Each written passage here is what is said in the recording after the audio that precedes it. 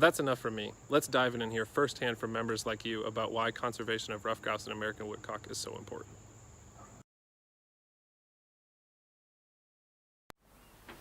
Yeah, it's funny. I have more memories of birds, first birds for my dogs than I have first birds for myself.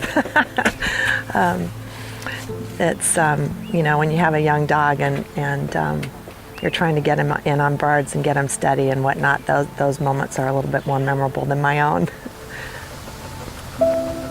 I think it was pretty instant when I came up here and started learning about the mission of Dwarf Grouse Society and preserving habitat and learned the way forestry management really works and benefits, you know, all the woods. It's not just for hunters, and I guess I wouldn't have said it before, but I probably was a tree hugger before. I was probably, you know, a little bit worried about taking down old trees, and it sort of gave me a different perspective. But I fell in love with it from the very first time I was up here. It was instant for me. But there's just a connection. It has zero to do with how many birds you find. It's just putting the whole piece together, the puzzle together of what the weather is doing and what your dog is doing and where the wind is and the cover you're in and who you're with and how they shoot. And you know, I like to try and get people. My son just started shooting, and I like to be able to explain a little bit of why I'm doing what I do. I think also once you start grouse hunting a lot, you don't realize how much you do instinctively. You don't realize that you're instinctively walking a certain way towards your dog or with the wind or against the wind. And so for me now, trying to explain it to my son, I don't even think that that there's anything to it. So I don't know. It's all of it. It's the getting together with friends and coming back and telling stories, and now it's remember when we did this and remember when we did that, and it's there's just so much to it, many layers. I like being in the woods. That's the biggest reason, without a doubt. It really doesn't have anything. I mean, yes, I like the birds, but I like walking in the woods. I'd rather do that than anything. If it was my, you know, last day on earth, what would you want to do? This would be it. And it's something I count the days all year long. I can't wait until October. And when it's over, it's that feeling when you were a kid and it's like the day after Christmas and all the presents are open and you have to wait a whole nother year. It's that sick feeling when it's all done with. I'm Tracy Lee, and I live in Little Rock, Arkansas, and I'm a life sponsor of the Rough Grouse Society.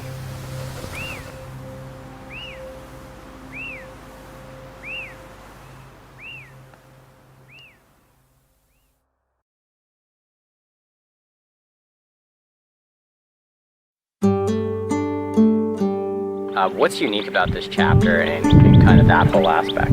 In the past, I mean, Cincinnati chapter was, you know, we actually raised more money than the Pittsburgh chapter, which is the home base, right? So we have a long history of the heyday of hunting rough grouse in Ohio, and then we hit the flat line, and so now it's, you know, it's changing the conversation from what it used to be to what we need to do to make it better for the future. And that's the conversion that we're in currently, is changing that conversation.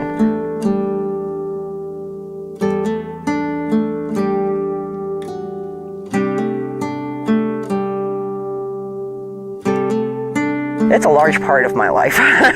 Greg and I spent a lot of time you know, building this chapter, but to us it's a lot of fun because the members in our chapter, they're like our best friends. You know, we hunt together, we laugh. I mean, you know, we have in the dog relationship. You know, it's the large part of what we do outside of work.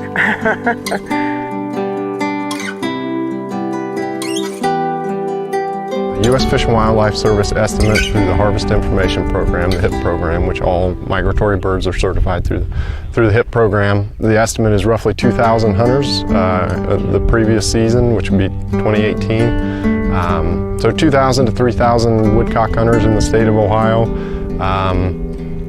They're an avid bunch, I would say. They're a dedicated bunch. And we recognize that our state wildlife areas provide some of the best woodcock habitat in the state. And our hunter surveys show that those few hunters, those couple of thousand woodcock hunters within the state, are primarily utilizing our state wildlife areas for their hunting opportunities in the fall. My name is Mark Wiley. I'm a research biologist within the Ohio Department of Natural Resources, Division of Wildlife.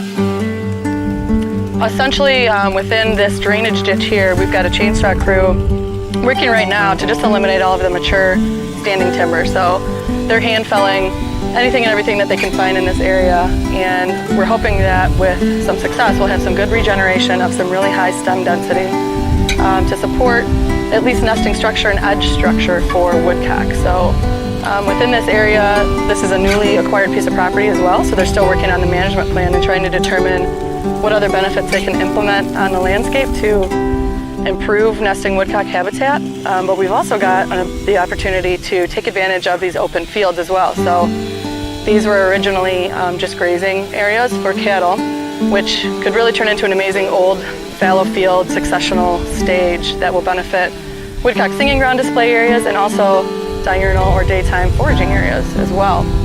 So we want to make sure that we've got a mosaic of different habitat types on the landscape that benefit them throughout the annual cycle. So.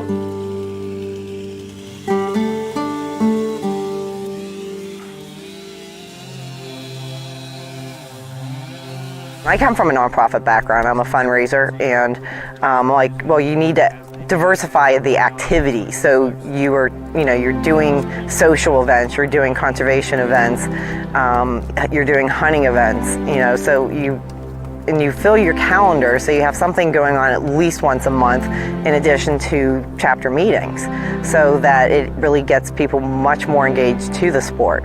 And so that's what we did. We set out to fill the calendar, and we started with dog days, which one of our members, Jeff Frynock, that was his brainchild. So we've been running that the past 3 years out at Rush Run Wildlife Management Area. What we did was we had our RGS members bring their dogs along and guide people in the field, so it would expose people the first time of what it is to shoot over a hunting dog.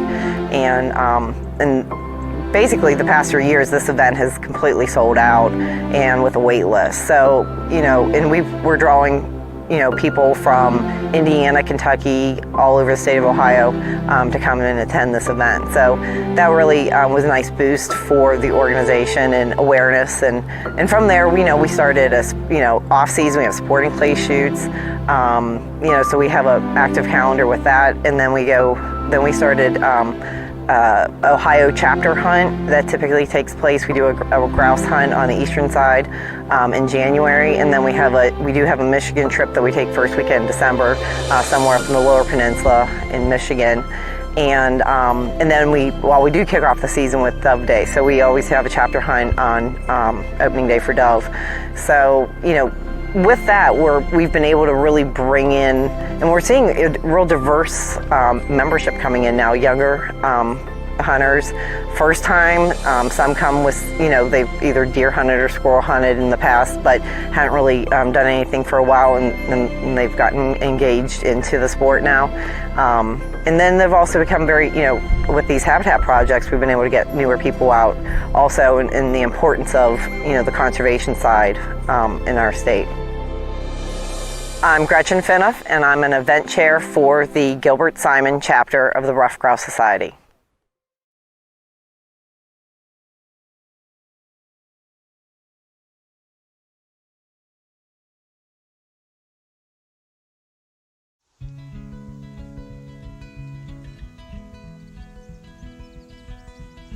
I'm Ted Summer, a member of the Wisconsin River Chapter Ruffed Grouse Society out of Tomahawk, Rhinelander, Monaco, Wisconsin area. And what I'm looking for when I go grouse hunting is diverse mix of older age trees within reach of a base of young aspen or young forest habitat. I want to see different structure, and it makes it a much better hunt when I have an edge of, say, young forest habitat up against an older age class or a wetland. This is an example right here. We've got decent age aspen right next to a mix of jack pine. It's a really sandy soil around here. And what we found today was the birds were in here.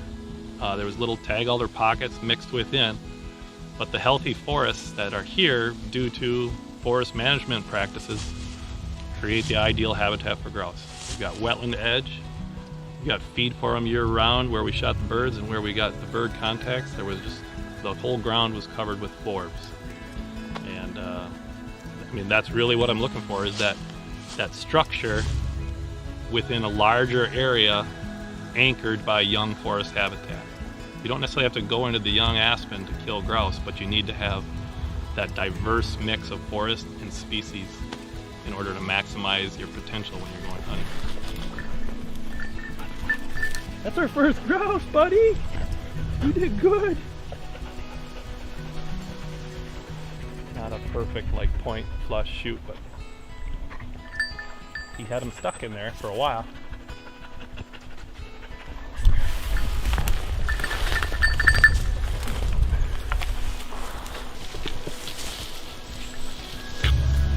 That might be one of the better shots I ever made. Pretty nice bird too. I'm stoked, man. Kind of shaky even.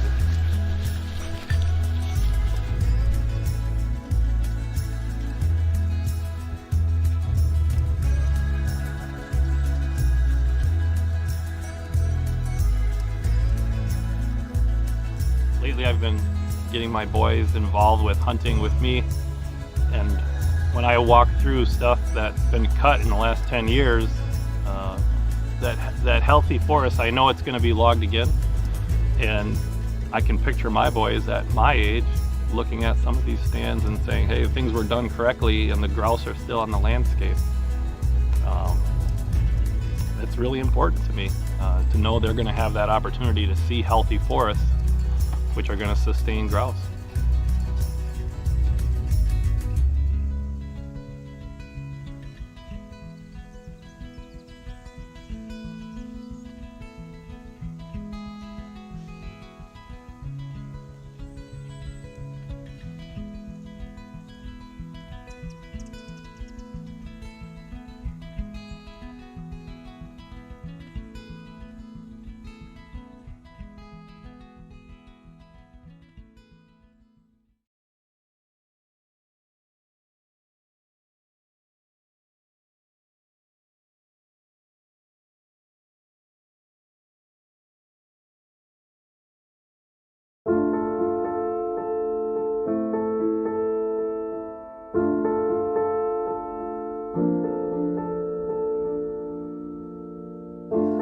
I started 9 or 10 years old. I actually had a brother-in-law that loved to grouse hunt, and he introduced me to the sport. He was 20 years old at the time, and I just loved it from the beginning. I'm 48 now, and I'm still doing it, and yeah, it did change my life. You know, grouse hunting is not only hunting, but it's also conservation. And there's much more to it. It's not killing, but what it is, it's enjoying the dogs and enjoying watching the dogs work. It's learning to learn different forest types, learning different types of trees. There's so much of an education that comes with it. And you know, not even to be able to explain how much enjoyment that you have from spending a day in the woods.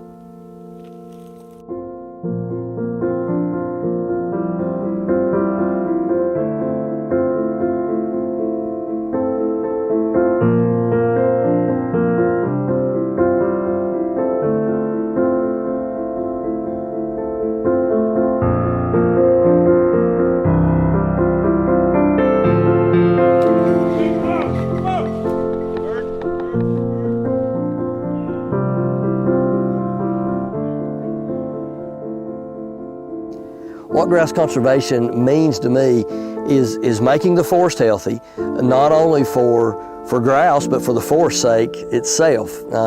Again, that means that you have a healthy forest when we are managing for early successional species. Well, the north end, and talking about the Cherokee in Tennessee, the Cherokee National Forest, the north end right now has 1/20th of 1%, when their forest plan calls for 8 to 12% early successional habitat. And so 1/20th of 1%, man, we ain't even getting close with where we are. It's going to take Congress to make them do what they say they need to do. My name's Parker Street. I am a outreach minister and pastor of education at New Victory Baptist Church in Jonesboro. I am a member of the Rough Grouse Society, Appalachian Highlands chapter, based out of Bristol, Tennessee, Virginia. Have been for almost 20 years. I am the Habitat Chair, which I've served in that position for 10 years or better now.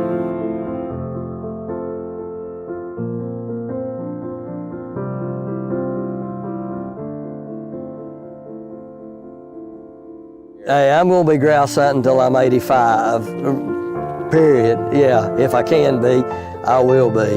No, I still remember the very first grouse that I was able to harvest, and I remember the very last one that I was blessed to be able to take. And man, I just hope to be able to keep doing it. But we got to have habitat if we're going to continue to do it here in the Southern Appalachians. It's an absolute must that something is done now.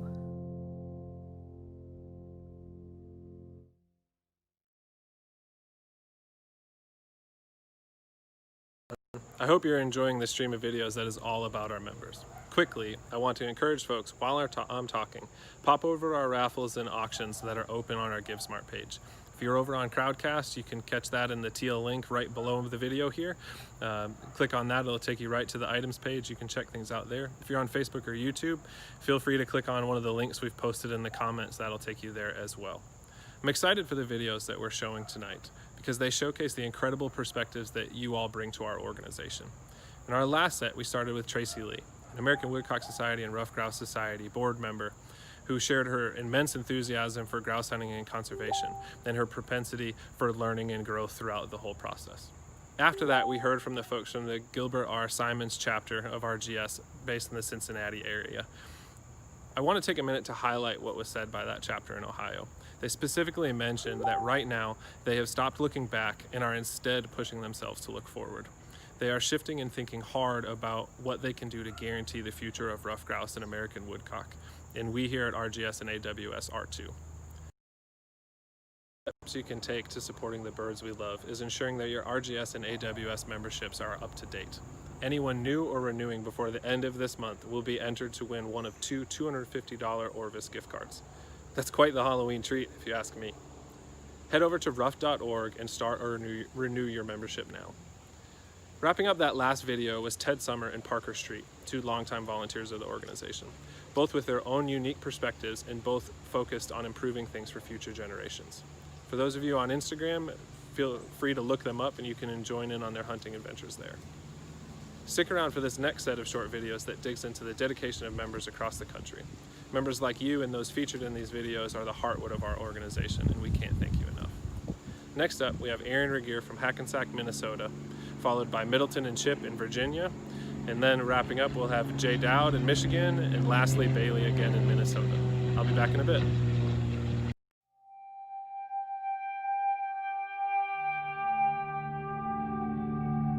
If you're a new grouse hunter or woodcock hunter or aren't one and want to be one, find somebody in your area that has a dog and connect up with them. And I would recommend getting on Instagram or getting on Twitter and finding people, because there's tons of people out there that are more than happy to volunteer their dogs and their time to get a new hunter into the sport.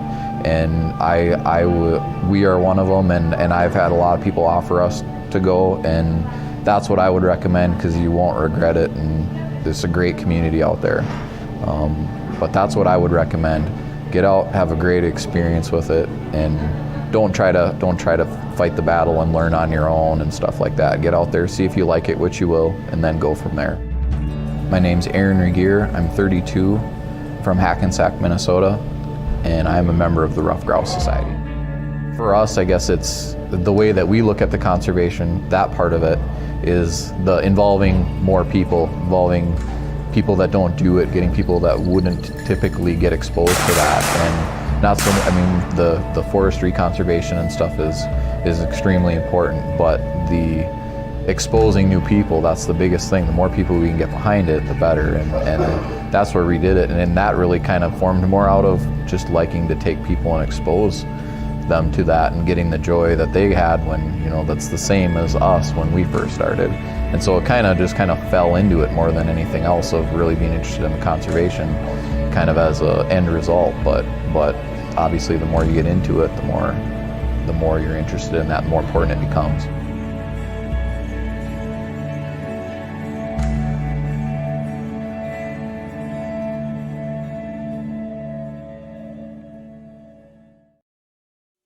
This is unbelievable. You know, up in the George Washington National Forest, worked our asses off for this one. Chip Heidinger's dogs have been amazing today. AJ's been a hell of a guide. And even in forest that he doesn't know. It's been a fun day.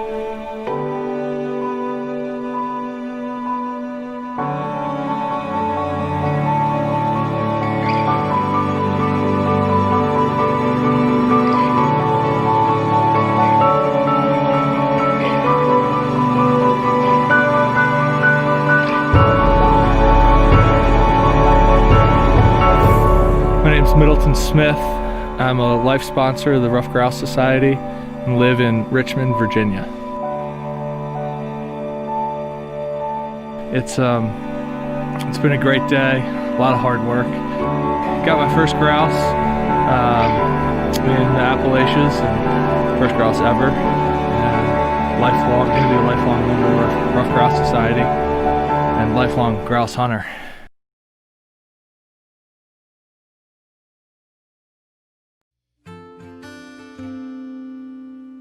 Hello, my name is Chip Heidinger. I'm a member of the Rough Grouse Society, and I live in Midlothian, Virginia. So I just moved to Virginia this summer for work. I'm used to quail hunting in Arizona, where we have 3 species of quail we hunt for. We do a lot of desert quail hunting for Gambel's quail, and then we hunt in the high grass for scale quail, and then we're blessed to hunt down on the Mexican border for Mearns quail.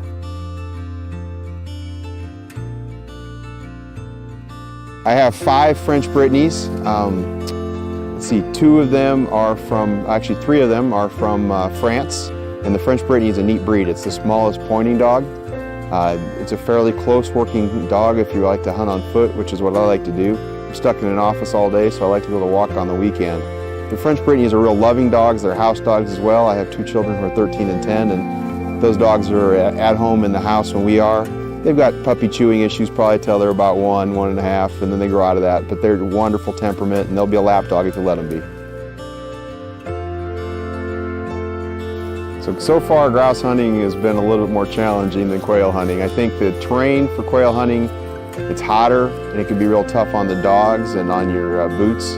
But I think the grouse hunting is much more challenging, that you're not seeing nearly the number of birds per day, and it's pretty thick. I mean, most of the rough grouse I've seen have been in real thick cover where it's almost hard to get your gun up.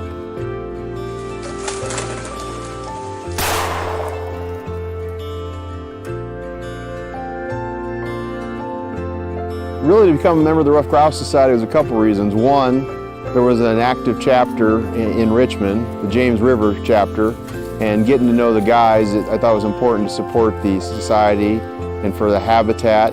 One of the problems I think we have in Virginia is we don't have a lot of clear cuts. And a lot of the clear cuts we have are small and getting old, so we need to actively manage the forest better. And I think we need some more work with the Forest Service, the Audubon Society, to try and do some more controlled burns of certain areas. And we're not talking about burning everything, but go in and burn 5 to 8% of this area and then wait another 10 years before you do another one. So I think you have some renewing and newer habitat. So I think we've made progress.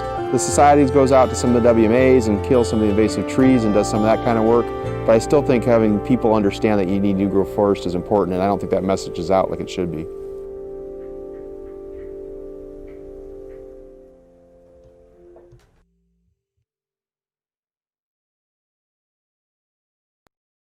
for a long time I was nervous about going to the banquets and stuff because I don't look like your average Joe grouse hunter. I know that the average grouse hunter is, your older gentleman that is usually pretty well-to-do, and I figured they'd look down their nose at a guy like me when I showed up at the Rough Grouse Society banquet. But I ended up starting to go to the banquets anyway, then I started going to the shoots, and lo and behold, the guys that welcomed me there with open arms, and so here I am today. They asked me after a couple times if I'd start coming to the committee and helping them out. And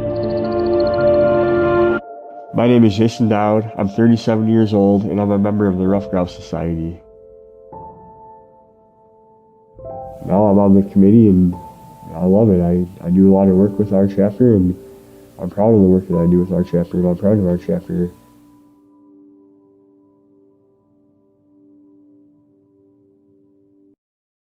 All right, folks, we're almost at the end of our short video series. I hope you've enjoyed these as much as I have.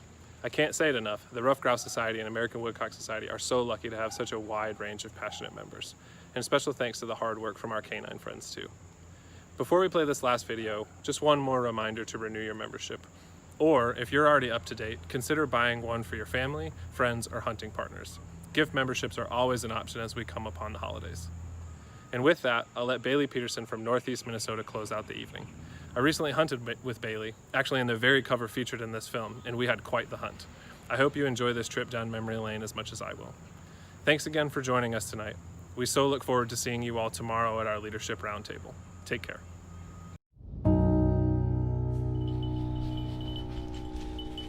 Look again. Whoa. See any in front of her? See one chick next to her. Alright, but there's gotta be more than two. For me personally, if I had a choice to walk on, a sidewalk in a city somewhere or go for a walk in the woods, I would be picking ticks all night just to walk in the woods. It's just really no question. Being out in the woods is being home. My name's Bailey Peterson. I'm 32 years old. I am a wildlife biologist at the Minnesota Department of Natural Resources, and I live in Two Harbors, Minnesota. This is Mogul. He's my 4-year-old small Munsterlander, and he's my woodcock banding dog. First pointing breed I've ever had, first pointing dog I've ever had. I guess I just knew when I got him that I wanted to, my training goal for him was woodcock banding. I was familiar with the program, and I knew I needed a dog that was steady to wing shot and fall. So that was really my training goal. Went to a few NAVDA training sessions and just spent some time working on planted birds, as much wild birds as we could, and he tested out for woodcock banding when he was 1.5 years, and we've been doing it ever since. I wouldn't be able to find any of the woodcock that we found today without him.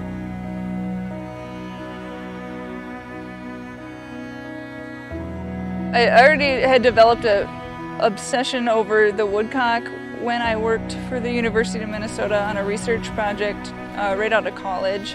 And I just love that little bird.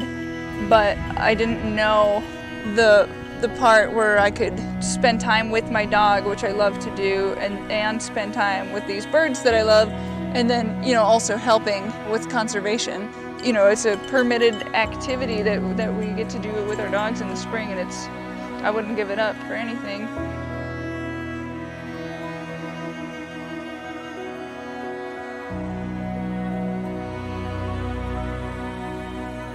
It's really hard to spend a lot of time with them and not absolutely love that bird.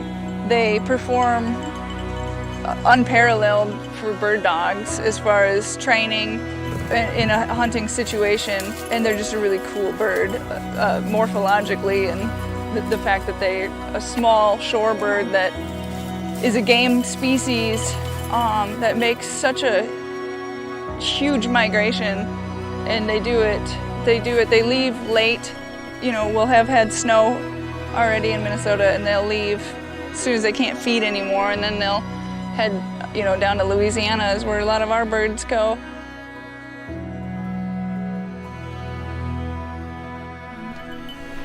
One more.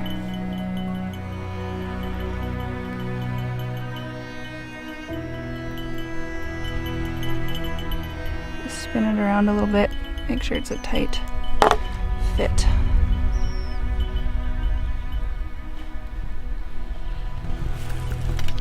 That's it for that little guy. They're just a bird that I respect a ton. They look funny. But again, they're just a treat to work a dog.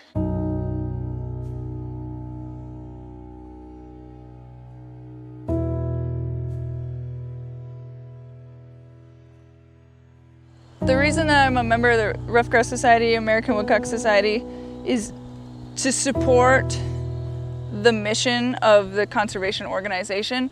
There's a lot of politics nowadays, and that's not a secret to anybody, but these sorts of organizations that have values, beliefs, and a mission that is similar to something that I believe in, you have to support that. You have to donate your time, your money, and any sort of, you know, help that you can give just to be a part of it is more important now than ever, especially as we, you know, face a, you know, changing climate, facing a shortage of public lands or sell-off of public lands, and, you know, habitat degradation or other habitat issues. You need to find an organization that supports those values that you believe in, and you need to support them too if you truly care about those resources.